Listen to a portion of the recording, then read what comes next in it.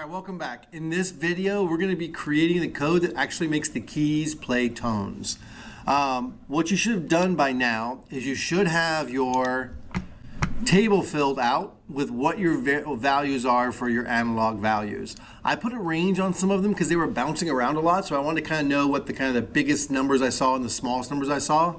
These don't need to be perfect at all. They just need to be around where they are. And what we'll do is we'll say, hey, anything kind of around this, for example, C, we might say anything between 240 and 290. We're going to call that C. That way, in case it does bounce a little bit, we'll be able to still know it's the C one. As long as we don't overlap with D, we're fine. So as long as we stay away from the 400s, we're good. All right, so let me put this away real quick. Coming back over here to the code, we're going to first of all just put a little test tone in. So up here in the void setup, which runs only once at the beginning, we're going to play a quick tone on the speaker to make sure it's hooked up and working before we start doing a bunch more coding to it. To do that, we're going to use what's called the tone command. This is a command that's built into Arduino that can make it play a tone. The first thing to do in the tone command is tell it where it's going to send the tone to. So in this case, we're going to send it to the speaker pin, which is pin 8. I'm going to put a comma in here, and the next thing you'd use in this tone, the next parameter, is what frequency you want to play. So high frequencies or high pitches like ah, low pitches or low frequencies or low pitches like oh. Yeah, you can tell I'm a singer. So here I'm going to choose a high pitch, like something really annoying, like maybe 6,000. If you want something pleasant, go into like mid hundreds, like 4, 5, 3, 4, 500. If you want something annoying, get up into the thousands. Don't go anything above, I don't know, like the speaker can't make enormous, don't go like 20,000. You couldn't hear that anyway. Keep it down like below maybe 10,000. In fact, I'm gonna try 10,000 just to see if it works. Because this is a test, so we want it to work, right? We want to be able to hear it. So let me just find that upper range for you. And the last thing in here, you can do a third thing, which is optional, and tell it how long to play the tone for. Later in the code, we won't use the duration because we're going to just have it keep playing as long as we're holding the button down. And here, let's just do 1,000 milliseconds, which is 1 second. And then semicolon here, and then plays a 1 second tone to test the speaker.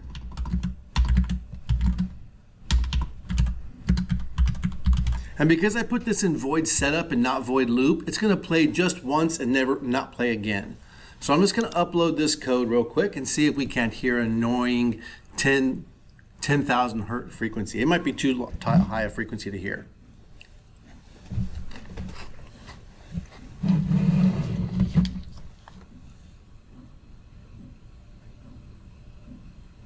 Yeah, I didn't hear anything.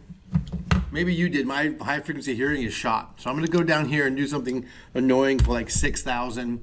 I know I can hear, well, maybe 5,000. I know I can hear 5,000. Whoops. Let me upload this.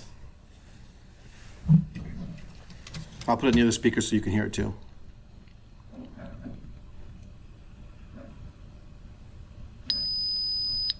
Oh yeah, 1 second of annoying high-pitched frequency.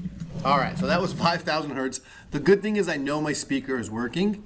If you do something like this and you don't hear anything, that means your speaker's not wired right, or when you soldered the speaker, you broke the speaker. We can problem solve it and figure it out. Check your wiring first. One should be in pin 8.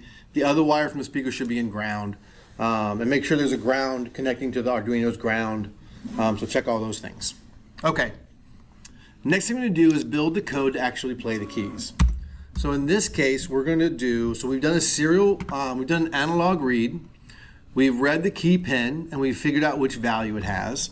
And I know that my C key is going to be value 260 to 270. So before we go any further, we got to figure out, well, a word about pianos to start with, actually. Pianos are broken in, like the keys on the pianos, like between up like 70 to 80 keys in the 80s for keys on a piano, depending on what piano it is. And they're broken into what are called octaves. And each octave starts at a C and ends at a B. On most pianos, there are 7 octaves. And there's a few extra keys on the left and a few extra keys on the right on most pianos, but these are the main 7 octaves. We're going to focus our keys, first of all, on this octave 4, so like the middle 7 keys on a piano. And we're only going to worry about the white keys, not the black ones. I can show you how to code the black ones in too. You can't add them. It's a cool little trick that we can do if you want to. But for now, we'll just stick with these first 7 keys. So we know from our previous slide that whenever the analog read is showing somewhere between 260 and 270-ish, that key is being pressed as C. And now we need to figure out what frequency that should play. And in this next slide, you'll see here all the frequencies. So these are the frequencies for the whole keys, C4 all the way up to B4. And then up here are the black keys. So we add those in, we'll add them in later. Now the one thing to be careful of is we're using an integer variable for the key, for the tone. So we can't put these decimals here. At least I don't think we can. We'll try it and see if we can throw an error. So we may have to round this 261.63 up to 262. It'd be hard to be able to tell the difference. We don't need that decimal point. So these are going to be the frequencies that we're going to play on our tone for each of those things. All right, back to the programming now. Enough about music. So here's the first thing we're going to do. We're going to create an if statement. And we're going to say if the key value, that's where we're storing the value from the keys, if key value is greater than, in my case, my C was in the 260s to 270s. So I'm going to take that down. So greater than 250. So I went 10 below the lowest thing I saw. That way I'm guaranteed to have it in there. And, so remember, 2 ampersands is how we do and in this kind of computer programming. And it has to be less than, so I'm going to grab key value again, is less than, so the less than symbol is this one. And I'm going to do here 290. So I'm going 20 over my highest one, so that'll make sure it stays in that range. If that's true, if key value is greater than 250 and less than 290, I'm going to come here and put an open curly brace, not a semicolon. Remember, a semicolon ends the command. I want to actually open this if statement. If this is true, we're going to send a tone. So I'm going to say tone, whoops. And, oh, I have too many parentheses. What happened there? That's weird. I'm going to say tone here of, when I look at my list, this is going to be C4, has a tone of 262. I'm going to round that. Ooh, first thing we're going to do is tell it where it's going to be, so speaker pen. And then comma 262, semicolon.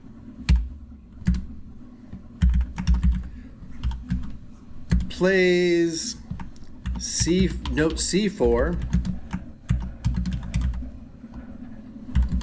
when the button is pressed.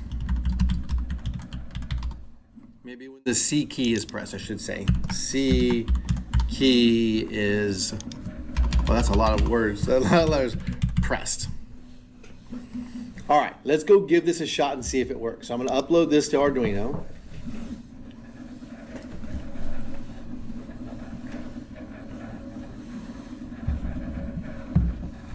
I'm going to get that annoying 5,000. There's the 5,000 for the test. Now I'm going to press C. And notice that it just keeps playing. So I press C and let go. It just keeps playing forever. But it does play 262. That's what it should sound like. That kind of boom sound. Awesome. So now I wish I'd put the other part in there next. So I'm going to actually unplug my speaker from the Arduino so it's not constantly going.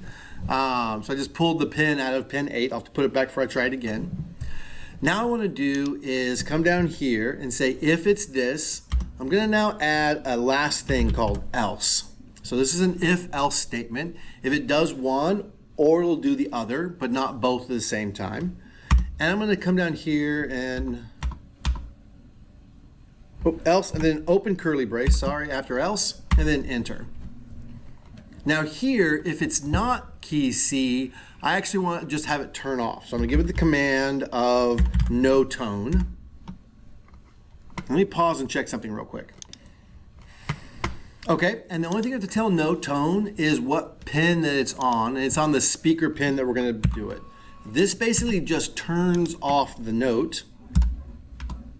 Semicolon here, a couple slashes for a comment. So this turns off the speaker when no buttons are pressed. All right, so I've got my end thing, my first thing here, reading whether C is being pressed. So maybe we put this up here as well. This is for the C4 key. Actually, we already have it here. Let's not put it here as well. We already have that detail right down here. And else, let's try this now. Hopefully now what will happen is if we let go of the key, the if will no longer be true. So this if part will be false. It'll skip that and it'll do this, which is no tone. All right, we've thrown an error. I wonder why.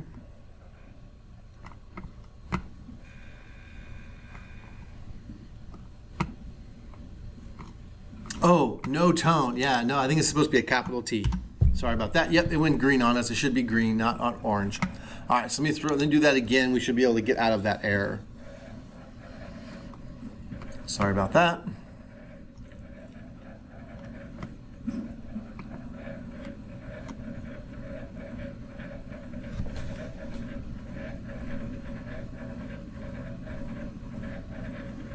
Oh, I didn't plug my speaker in. That's why I didn't hear the annoying 5,000 pitch. So I'll plug my speaker in now. And now I'll press C. And I'll let go of C. Yep. So now when I press C, it works. When I let go of C, it stops. So it's if C is being pressed, it does this. Else, it does this. Pretty cool stuff. All right. Now we got to program in all the other buttons. And I'm going to let you do that on your own. I'm just going to show you one more button, and it just becomes repetitive. So I want to go before the if, or sorry, before the else, but after this if. So right here, after this curly brace that closes the if. See how it highlights those? I'm gonna hit enter to open up some space.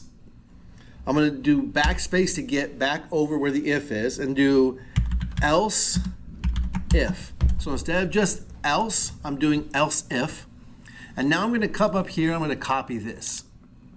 All of this and put it here inside there. And now I gotta change my key value. So for me, my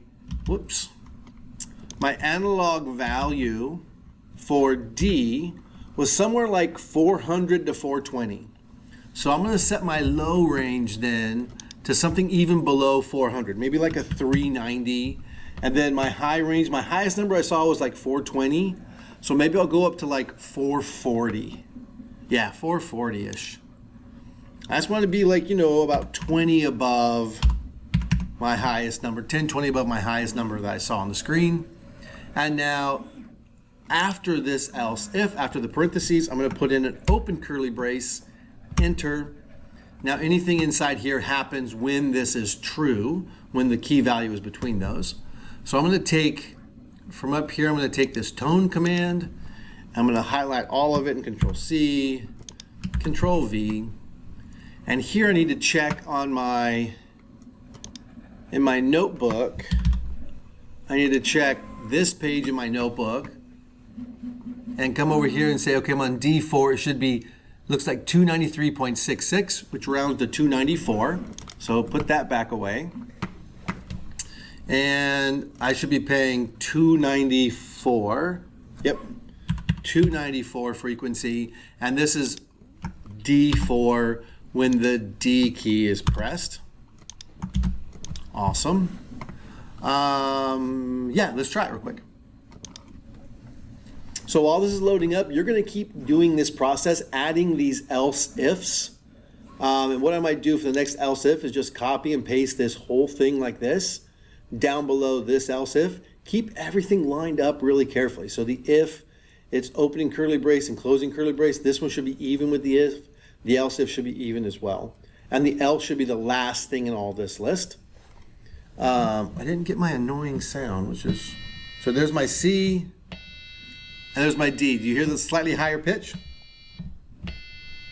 Awesome. Now you just got to do this. So I'm going to go Control C, Enter, Control V. Notice how this is not lined up properly. So I'm going to go ahead and backspace this over so it's even with the other else if.